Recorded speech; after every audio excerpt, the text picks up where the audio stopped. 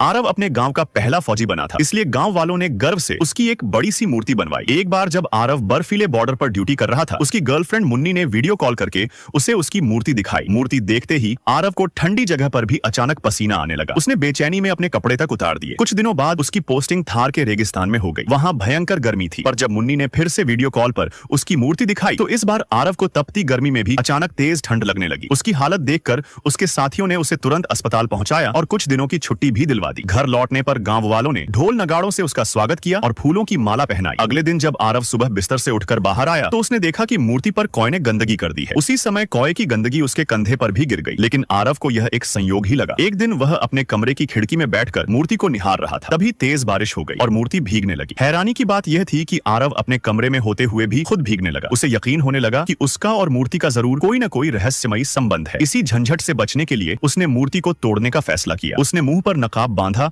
और सब्बल लेकर रात में मूर्ति तोड़ने लगा, लेकिन गांव के एक आदमी ने उसे देख लिया। घबराकर आरव भागता हुआ अपने कमरे में पहुंचा। तभी उसे अचानक पैर में तेज दर्द हुआ। उसने देखा मूर्ति के पैर पर जहां उसने सब्बल मारा था, उसी जगह उसके अपने पैर में भी चोट आ गई थी। अब उसे पूरी तरह विश्वास हो गया कि जब तक मूर्ति ठीक ठाक रहेगी वह भी सुरक्षित रहेगा। इस डर से वह हर समय मूर्ति के पास बैठकर उसकी रखवाली करने लगा। बच्चे क्रिकेट खेलने आते तो उन्हें भी डांट कर भगा देता। जो भी मूर्ति के पास आता आरव उसे दूर कर देता। एक दिन एक पंडित मूर्ति के पास नारियल फोड़ने आया, पर आरव ने उसे भी डांट कर भगा दिया। धीरे धीरे गांव वाले उसके अजीब व्यवहार से परेशान हो गए। मुन्नी भी उससे दूर हो गई। गांव वालों के तानों से परेशान होकर उसके माता पिता ने भी उससे दूरी बना ली। एक दिन उस पंडित ने बदला लेने के लिए नकली ढोंग किया कि उसके अंदर देवता आ गए हैं। देवता बनकर पंडित ने कहा कि इस गांव का भला तभी होगा जब मूर्ति को तोड़ा जाएगा, वरना पूरा गांव बर्बाद हो जाएगा। सभी गांव वालों ने सोचा कि आरव के रहते मूर्ति तोड़ना असंभव है, इसलिए उसे कहीं बाहर भेजना पड़ेगा। उसके कुछ दोस्तों ने उसे बाइक पर बिठाया और बहाने से कहीं भंडारे में ले गए। आरव के जाते ही गांव वालों ने ड्रिल मशीन लाकर मूर्ति तोड़ना शुरू कर दिया, लेकिन उसी समय दूर बैठे आरव को तेज दर्द हुआ। उसे समझते देर न लगी कि मूर्ति पर हमला हुआ है। वह भागकर गांव पहुंचा और मूर्ति तोड़ने वाले आदमी को बुरी तरह पीटने लगा। उसकी रोज रोज की लड़ाई झगड़े वाली जिंदगी से तंग आकर